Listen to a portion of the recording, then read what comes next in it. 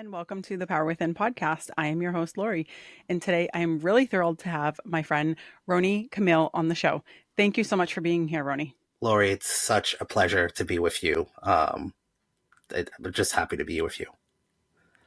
One of the things that I have always really admired about you is how intelligent you are in your passion to do the things that you love. And I want to get into a whole bunch of the different things that you have done with your life, but I want to give you the opportunity to share a little bit about yourself and your background with my audience first. Yeah, certainly. So, I mean, obviously, we've known each other personally coming up on 20 years. How crazy is that? Way back in the day. Um, First and foremost, I'm a dad. Dad to, I now say a three-nager, a little Eliana. Um, Married, Jen, who, you played a big part in our relationship. We've been married for about 5 years, but we met a long time ago. I think 20 years ago. And I am a journalist by trade. Went to school for journalism, and now am in the world of public affairs. So in local municipal government, in Massachusetts. Um, and so I use my skills in journalism to, parlay information to the public. Son of a Haitian immigrants. I'm proud Haitian. I'm proud Canadian. And I became an American citizen about coming up, 5 years ago. So that's who I am in a nutshell. Just the That's a very brief brief That's bio. amazing. So, I remember when you were in college, and I would call you up in the middle of the night and be like, "Rony, can you help me with my math?" And so it'd be like 2 o'clock in the morning, and you guys would be helping me with my math. Yeah, And you, me, and then I like get my sister involved, and yeah, I remember yeah, those nights. It was crazy. yes, you guys helped me pass math for college, so thank you. Um, so I know that you went to NCCU, North Carolina Central University, and that's where you got Yes. your journalism degree. So I want to ask a little bit about that role of how, when you started out and you went into journalism, what made you want to do that? And what was your passion to continue to do that for quite a while after you got your degree? So I would say my passion for journalism really started when I was, I think, 5, maybe 6. Um, so our in our family, we the news was always on in our house. I remember major events. I mean, I remember the first Gulf War. I remember, my parents are from Haiti.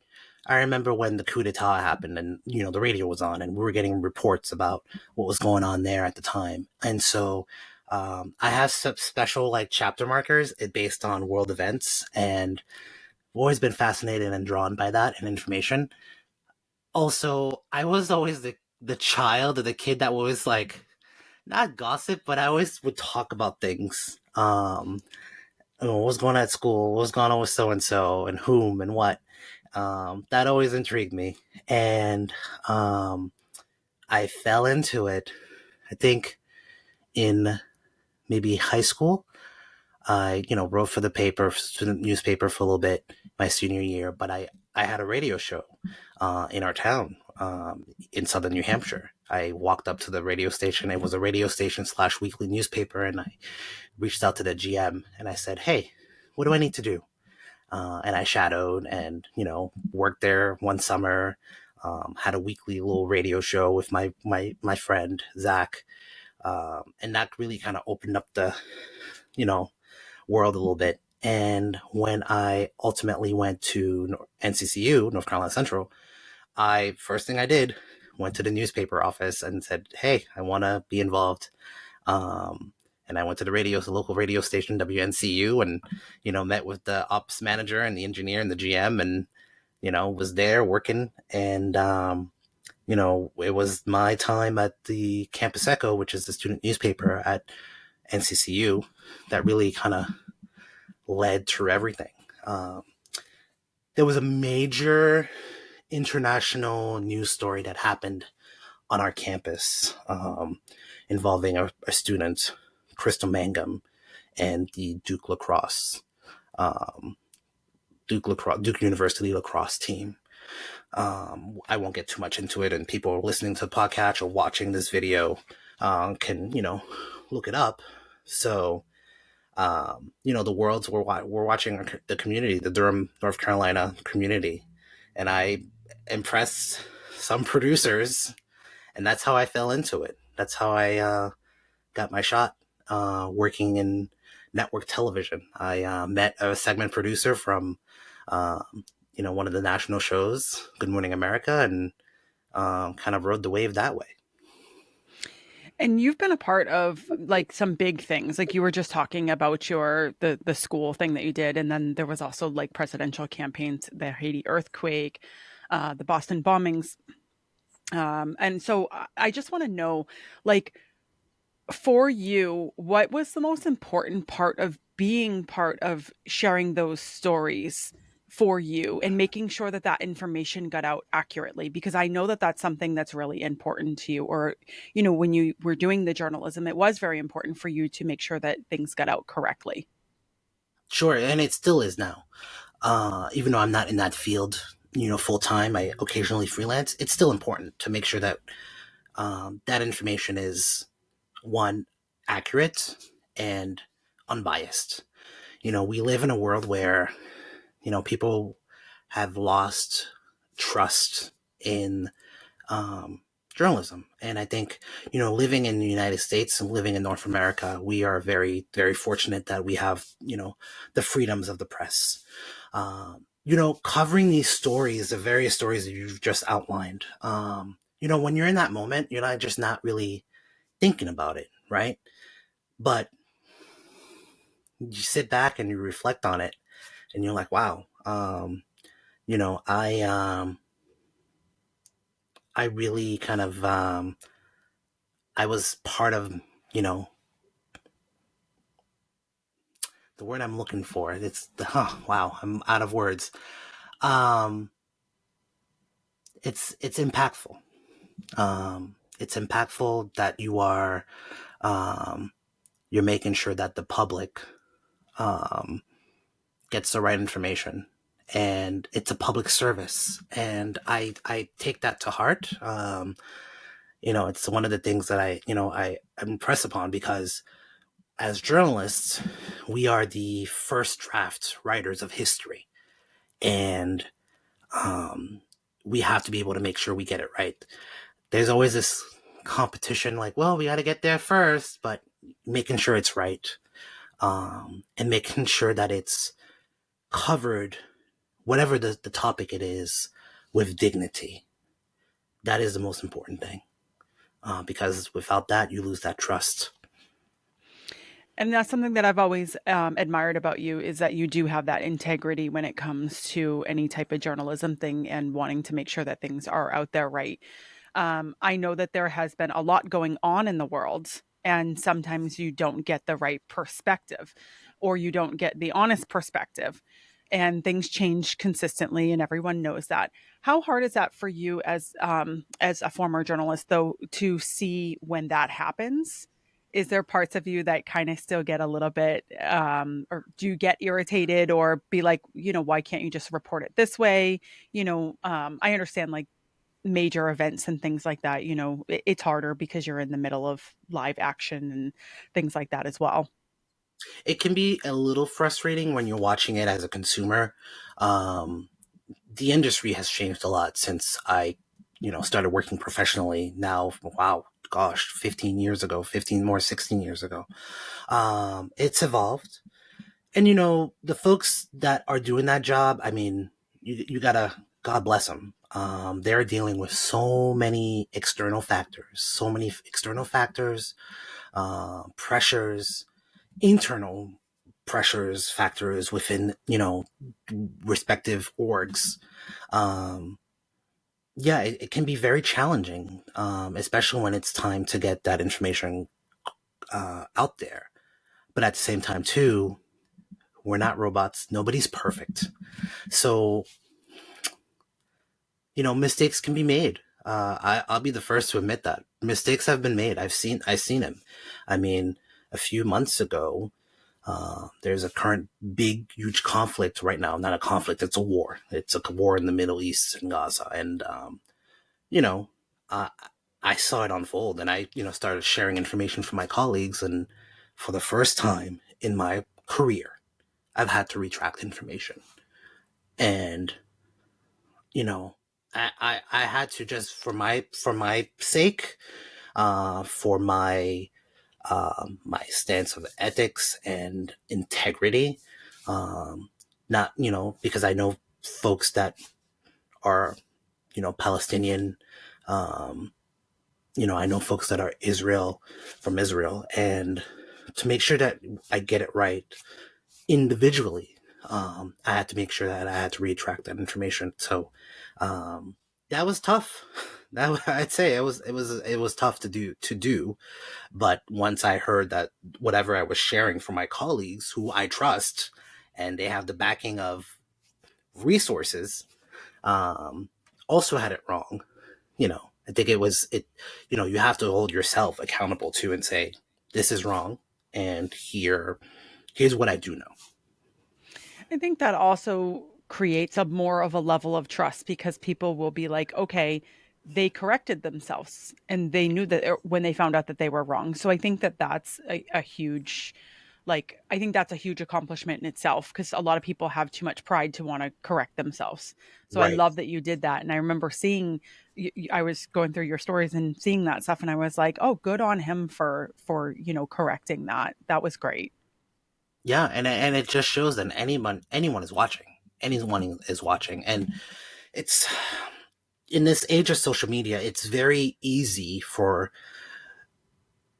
the regular, not say regular, but any consumer of this information to just quickly share without the proper vetting. And so I think we as consumers, need to retrain ourselves on what is actually news, what is actually information.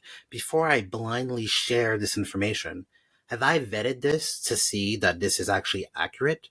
And how do I do that? And it makes it hard too. I mean, with technology that is out there, especially with artificial intelligence, AI, you're seeing information that, you know, or images or videos that may not be actually accurate. So, I really urge people to just before you share something, take that extra step to make sure it's vetted.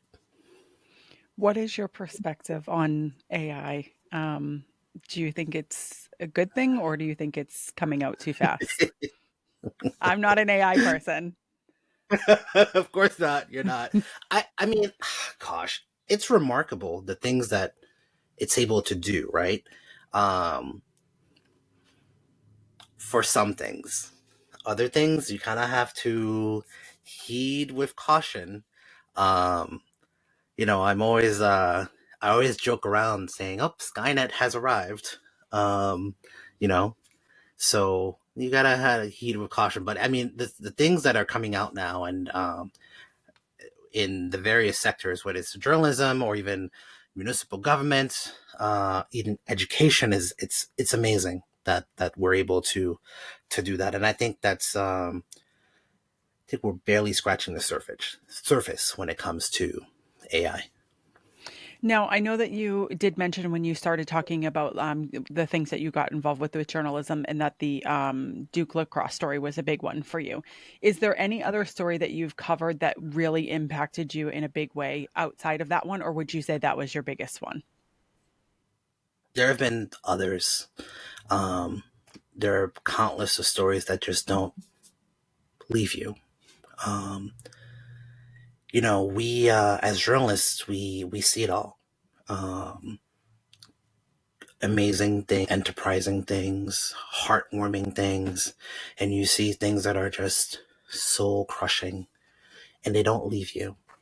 Um, Everything from murders and disasters to a child being bullied and committing suicide.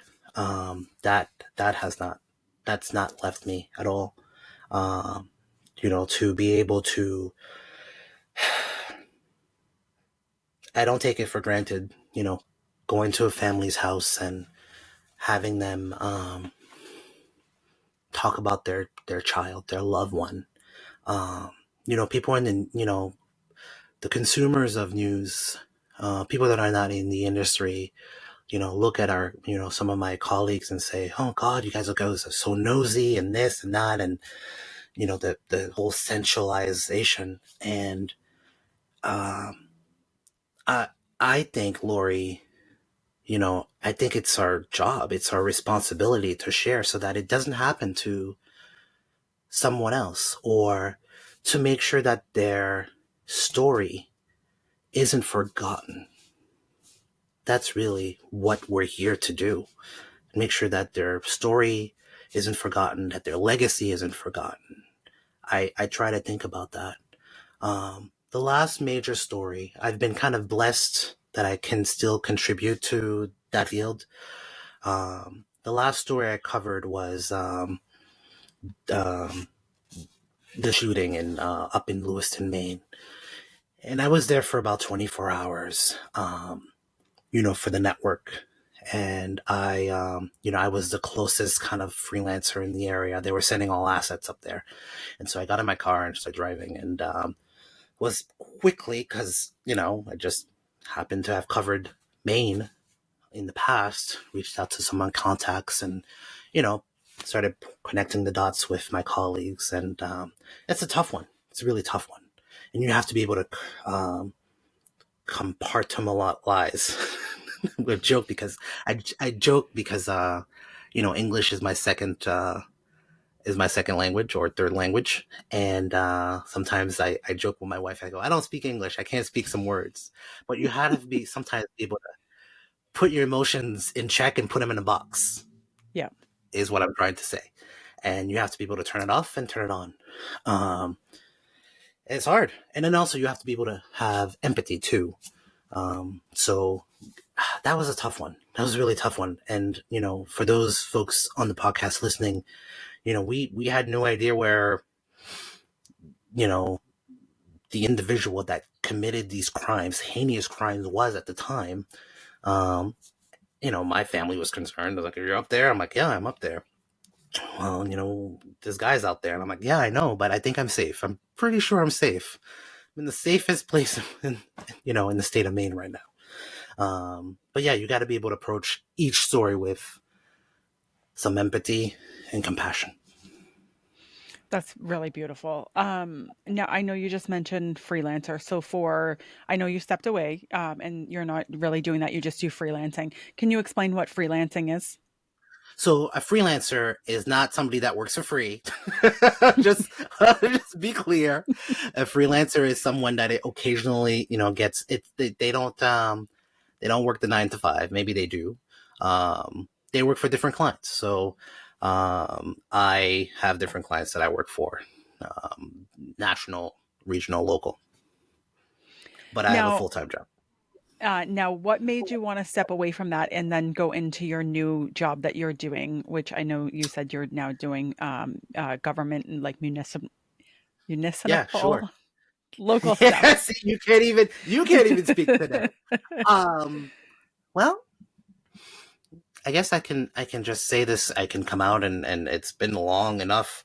I left news full time in 2019. It really wasn't my choice.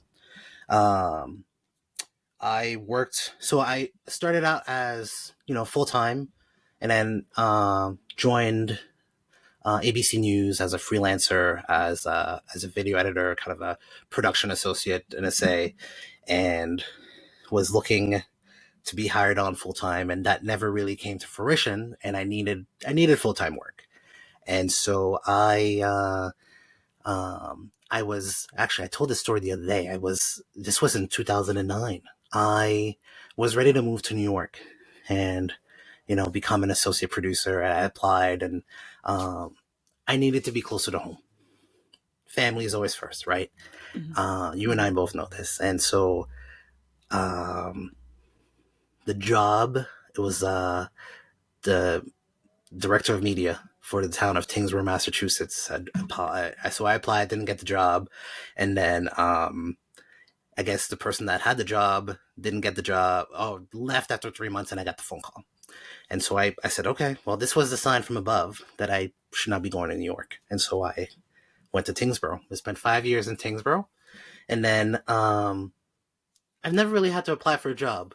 So I got a phone call one day, well, really an email from my former boss, now my former boss the at a organization in Boston. And I said, of course I'm going. It's the legacy station. Of course I'm going. And so I left. I worked there for 3 years, got transferred, company got sold and whatever. And then I got laid off. Just like that. Got laid off. And so I did the freelance thing for a bit, use my contacts. People would call me. And yeah, the town of Tingsboro called me and said, yeah, we're going to need some help. We need some help here. And we hear you got laid off. And I said, I will come back and help. I'm not staying. And then COVID happened. And I stayed. So here we are. I rejoined the town in 2019. I've been there ever since. So, what does a media program director do? And I did see that I know that you did some stuff for them where for social media and stuff, and you were able to boost their views to like almost a million for some things and stuff, maybe more than that. And I was really Um, Not really for the town, but so 800,000. yeah. I mean, we've done some things in Tingsboro. When I worked in news, the one of the outfits had 0 views because they were spun off, and we built that viewership Hmm. with Tingsboro. What I do now is so I'm in the what's called the local cable access. So we have 3 television channels, and we're on local cable. We're also on Amazon, Fire Stick, and Roku. We air the local, you know, government meetings. So your school boards, your what we call the select board, which is like a city council type or town council, your regulatory land use, so your conservation, zoning, planning, all those types of boards we're in charge of. And then in Massachusetts, um, in this part of the country, um, there's a form of government called the town meeting model, which is open town meeting, where if you are a resident of the town and you're eligible to vote, you can go and vote on the budget. And it's one of the America's oldest form of government. It's the purest form of democracy. And so my team is in charge of televising and recording the town meetings, basically. Oh, that's amazing, though. And I think, something that I've learned in the past few years, it's really important to get involved with your smaller local levels of government because that's where realistically you can make the biggest impact to Oh, force absolutely, for sure. changes to happen. Yeah, and so Absolutely. I love that you're doing that because I think it's so important for people to get involved. And do you see a lot of people, like more people getting involved now than prior, or No, and I wish there was more. And I think part of my job too is, making sure that people know what's happening within their community and in town government, as well as translating all the municipal government jargon that my colleagues say into regular speak. Um, and I always try to explain to my colleagues, I'm like, listen, if you were at home at the dinner table explaining this to your kids or your wife or your family at a cookout, how do you explain it? Oh, I would explain it like this. I'm like, say that. Say that, and not this municipal technical jargon that no one will understand. Um, People get involved when it really affects them, when their property tax is about to go up, if it's going to affect their school. Um, and I like seeing that. I like seeing democracy at its that's the best form of democracy. And I am really blessed to work for an organization where our leadership um, is really pushing forward and explaining that process from soup to nuts, explaining how municipal budgets is. It's not like your home budget, and it's not like running a business. It's a whole different ball game, especially in Massachusetts. It's you know, the town manager that I work for now is really all about that, and hosting budget sessions and explaining how this works and where the money comes from and how it's being used. So being able to explain that to people, that you know, it's a passion. It's hard, it's challenging, but it's passion for sure. Does it make you, obviously you understand it better because you're involved with it. Does that make you, I know, well, I should say I know you're really, really busy because you've got your work, you've got your family, you've got all kinds of things going on. Um, do you get involved with your local meetings and things like that more now that you're involved with that part for Massachusetts? Do you ever go to the ones for your local area? So we, you know, we live in the same community, so we live in a Yeah. city, and obviously New Hampshire, in New Hampshire it's a little different. Um, but I do kind of monitor those meetings from time to times. Sometimes I'm just kind of like checked out. We are very fortunate, and we have the same alderman. We live in the same kind of ward that we get the weekly emails. And so I get to read her emails and see what's going on. So that's one way to keep informed. I actually serve on a committee in the community that we serve. I'm on the local cable and television advisory committee. You know, using the skills that I use at work to implement it into the community that I live. That's amazing. I love that. Now, I do want to ask you a little bit. So, your background, you said you're of Haitian descent. And Yes, I want to talk about that because I know that you're really proud of that. And I know that you've talked a lot, especially with a lot of things that have been going on in the world. And I think it's really important to shed light to those things. And I know that you had shared recently that there was the New York Times, I think it was the New York Times had done, it's called The Ransom, and it was on all of Haiti's history. And I even was like, when you had, I didn't know about it, and so when you had shared about it, I was like, oh, I'm going to educate myself on this. And it was a really well done piece. I actually listened to the readers read it. It's like an hour long thing, but it was really really great. And I want to ask you why it is so important for you to share about your roots and to make people aware of that. certainly. It's everything. Um, it's it's everything. You know, growing up in Canada and in the United States, you know, I spent the first 11 years of my life in Canada, and then you know I've been in the States for almost 30 years now. Um, you know, when I grew up in Montreal, I had a sense of community because a lot of Haitians live, you know, that emigrated, that left Haiti, moved to Montreal because Montreal is a international city, French speaking sense. So there was a sense, that sense, right? And then, you know, one day my parents decided to pluck us and move us to southern New Hampshire, north of Boston, because they were tired of living in the city, and they're, you know, they wanted that kind of that suburban feel, even though it's kind of a city feel now. No, you know, I have friends that I grew up with. They've always, you know, had this pride of where they're from, and I'm like, well, if you have that extra pride, I should have that extra pride too, right? And I have so much Asian pride that people are like, oh, what, you came from Haiti, right? I'm like, nope, I'm Canadian, and you know, and all that. No, my parents are from Haiti. Um, yeah, it's just really important to educate people. I think um, I I think the Haiti earthquake really propelled that for me. Um, that for those of you that you know are listening or watching this, you know the earthquake, you know, killed about 250,000 people, estimated, maybe more.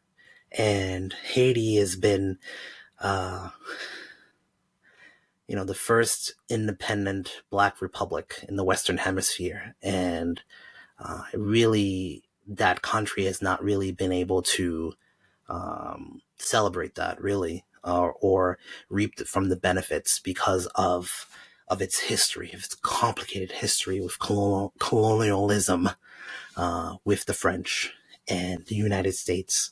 Um, and I always say Haitian history is Black history. Um, the inter the history is all intertwined. For those of you not paying attention in U.S. history, the United States would not be the United States without Haiti. Case in point, Haiti gained its independence, and France was forced to sell the Louisiana Purchase. Louisiana Purchase is what constitute a major portion of what is the United States is today. Um, the American Revolution, Haitian soldiers were at the Battle of Savannah alongside the Americans fighting with the British.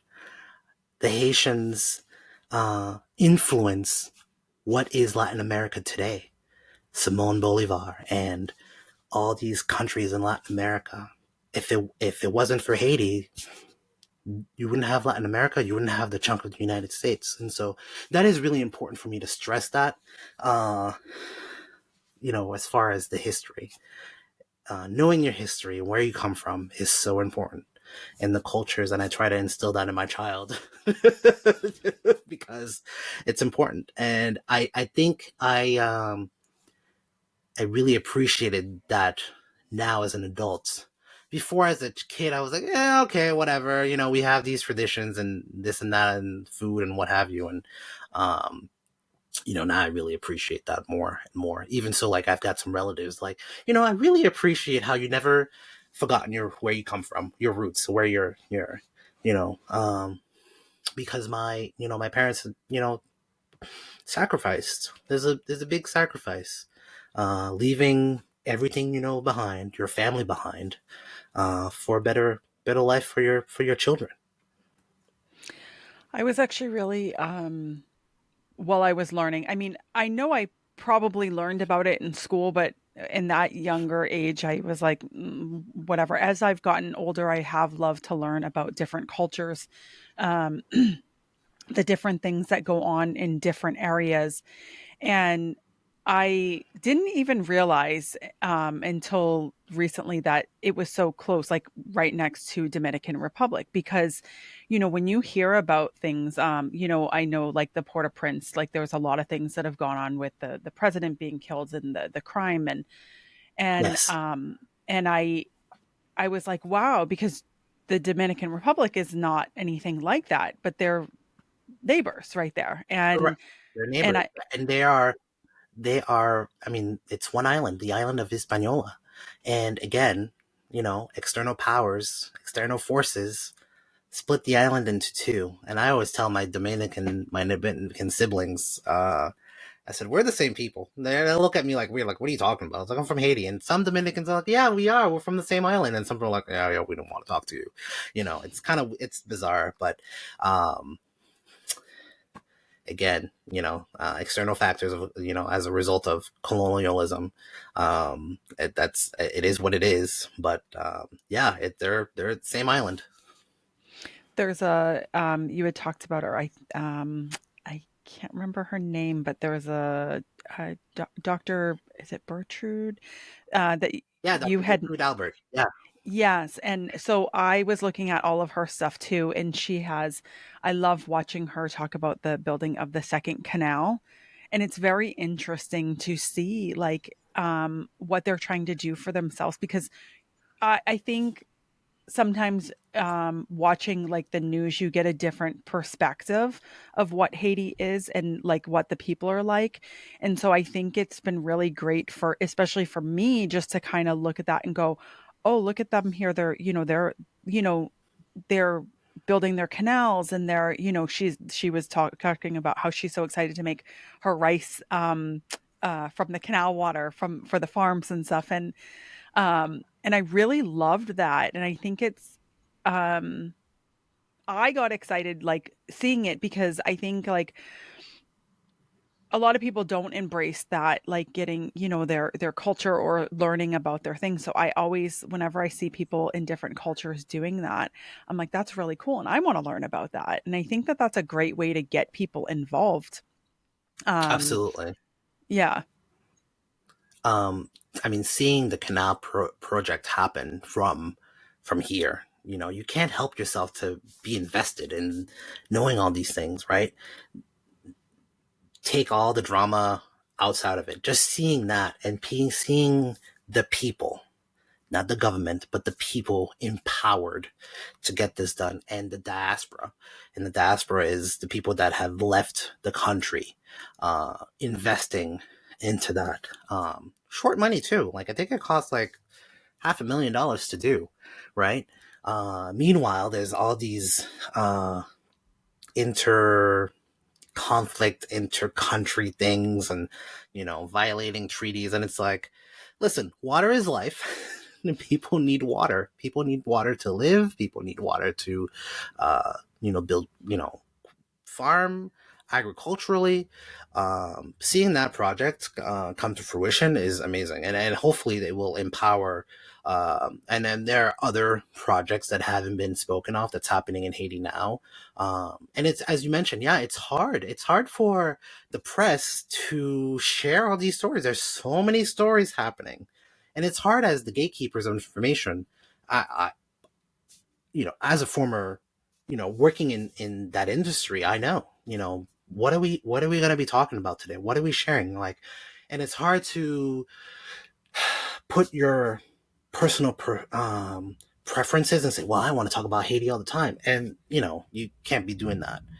You have other things that are happening, and you kind of have to read the room, kind of say, all right, what do people want to hear? What is happening now? And you kind of have to prioritize and stack it. And yeah, and so it's great that we have these platforms where we could say, here, look at this, here's what's happening, and a different view, and say, look at this beautiful thing that's happening now.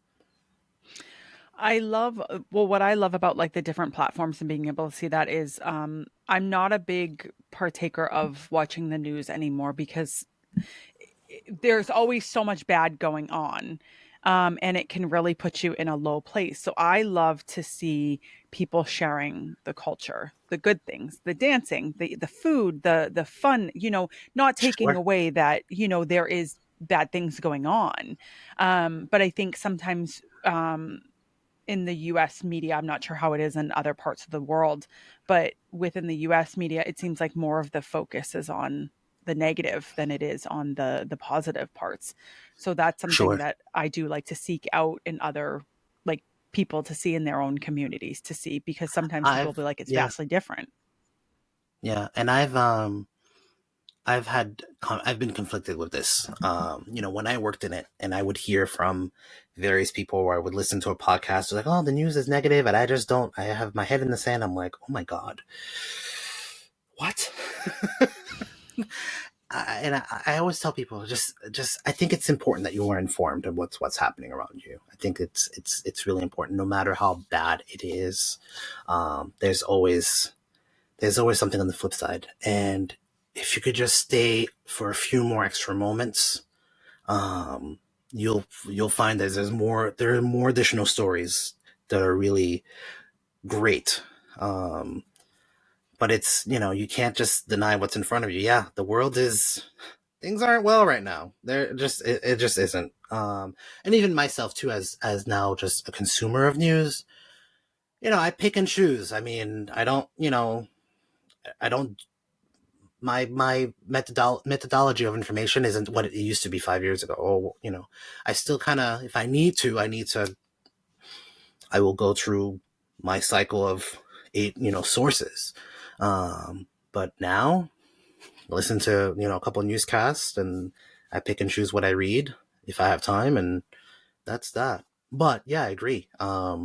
Being able to see and seek out that information and seeing all the positive things that are happening in the world is just amazing thing.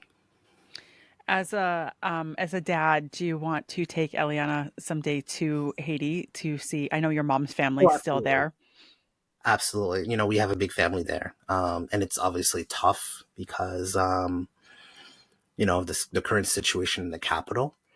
Today is Mhm. my great aunt's 83rd birthday. And I talked to her a few days ago. It's been hard to kind of stay in contact. Um, that's one of the things that I would would love to show my daughter, even though I've only been to Haiti, just a handful of times in my life. I'd love to show that to her, and my wife too, and meet the family and the extended family. Um, I have no siblings in Haiti. Like my sibling, everybody was born here and stuff. I'm what we call the first generation. So, um, my mother's family, some of her siblings and cousins and all of that. Um, it would be such an amazing thing. And I want to ask you to, from a perspective, you have such a vast perspective of looking at the world through different lenses. And I want to ask you what your thoughts are for this, like the coming year, the future.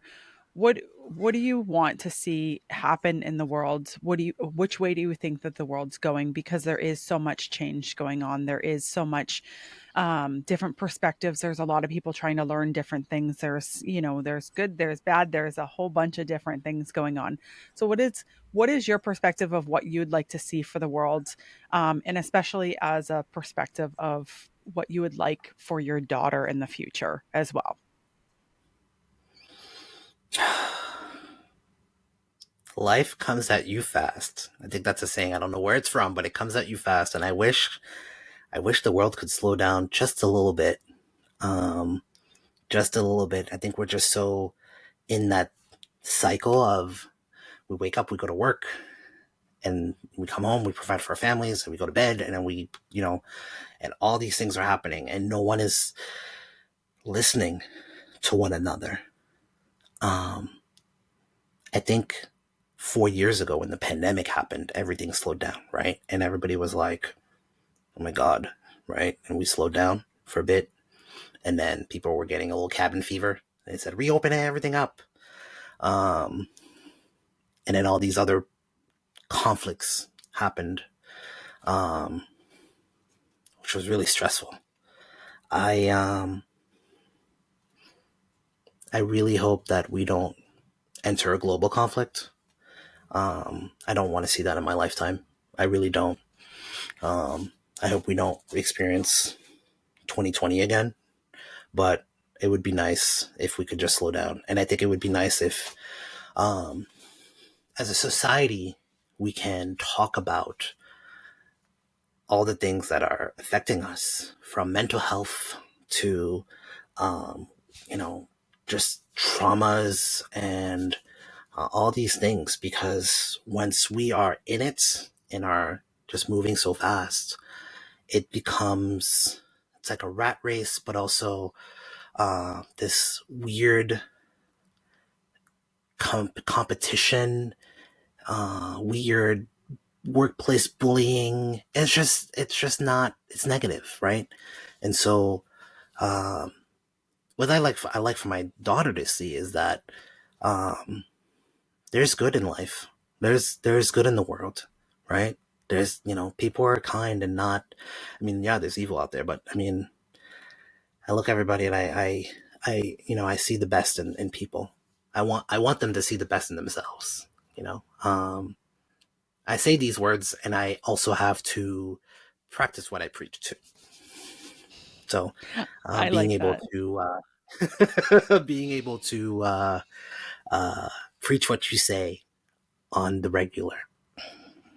Now, when you, because you kind of touched on it, and I love this because I think that it's so important to, sometimes we get stuck in like past things of what's gone on and then get anxiety about thinking about the future, being present. When you feel yourself in that kind of storm of past, future, whatever may come, how do you get yourself centered and bring yourself back to being in that present moment and being grateful for what you have right now, right here, right now? Meditation. Meditation helped me a lot during the global pandemic. Um, I stumbled into this group online, and we had daily meditations um, every day at 4 o'clock. From around the world. That helped. And then the pandemic ended and people moved on their lives, right? So now you're like left to your own devices and trying to figure out that pattern. So meditation for me is the key. I sought out, therapy recently. Um, I just knew that something wasn't right. And I said, I kind of need to talk to somebody about it, a professional. And I think we need to have that conversation. It's not a taboo subject anymore, right? It shouldn't be. So seeking out help and talking to a professional. I've seen so many of my colleagues, former colleagues, struggling, leaving the industry. And again, I think those external factors of just that constant noise, cacophony, plays a huge role in that. So seeking that, what helps me is meditation, and I'm starting to get that in journaling as well, and um, actually started seeing somebody that practiced Reiki recently too, and that's been eye opening. As part of my healing process, and again, practicing what you preach, um, you know, just writing down your thoughts and your feelings and not holding it inside, because it will eat you up. Um, so that's something I'm learning to do. Sometimes we've been talking for the last 45, 46 minutes or so, and but sometimes when it comes to my feelings, I'm like, oh, I don't know what else to say. But my mind is, it's like, when you open up a web browser, you have all these tabs open. Sometimes that's how my mind is. Or you're in a room with a bunch of radios or TVs on. That's how it is, right? And so being able to channel that down and just taking a pause. I wish if everybody could just do that, I think the world would be a better place. Meditation's incredible. I started using a few years ago. Insight Timer was recommended to me, and Right. it's great. And then the journaling, I do that, and I did I had a life coach for a while, and that really helped. It's similar to like therapy. I'm assuming kind of in those type of things, Sure. and was so beneficial because I don't think people sometimes realize that the traumas that they carry with them, some of them might be really big and suppressed, and some might be really small and, you might think minuscule, but those little things, I think talking to someone is really important. And I love the Yeah. And they, journaling. they add up. Those small things over time adds up over time. And you've got to be able to process that somehow. Um, Whether talking to a professional or finding an outlet of some sort. Um, my therapist has actually urged me to find a hobby. I don't have a hobby. I mean, I do have hobbies. I have expensive hobbies. I love aviation. I would like to get my pilot's license one day, but it's expensive. Expensive AF. So anybody listening on this podcast that wants to bankroll my aviation passion, please reach out. But yeah, being able to find something to channel things, it's important. I do want to touch base with that before I let you go, because you have been doing the flight stuff for a while, and I've seen pictures of you up in the sky flying those Cessnas, I think it is. Yep. Um, Yes. what has that taught you in your own life? Taking up that hobby and immersing yourself in it. Has there been anything that it's taught you? Absolutely, Laurie. Absolutely. Um, you know, it it's a process. I mean, there are checklists, there are things. It's allowed me to focus and hone in a little bit more.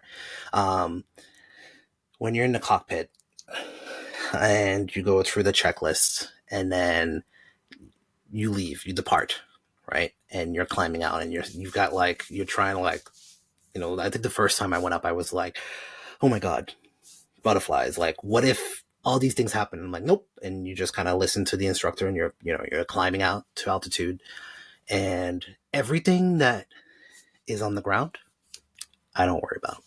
I'm not. It's just me, the airplane. That's it, right? And so then you get into the technicalities of it, your various, your S turns, turn on a point, and all of that. Um, it's amazing. It's just an amazing thing. Um, and I'm a big proponent of, sharing that love that I have, that passion of aviation, to the masses, general aviation. I don't think at one point in my life I thought I wanted to go, be a commercial pilot, airline stuff. And I'm like, now I just want to have it so I can, you know, putz around if I have the money and my own little airplane. Um, but also, it's the science of it too, right? Um, to be able to share that, uh, with, my child or family and friends.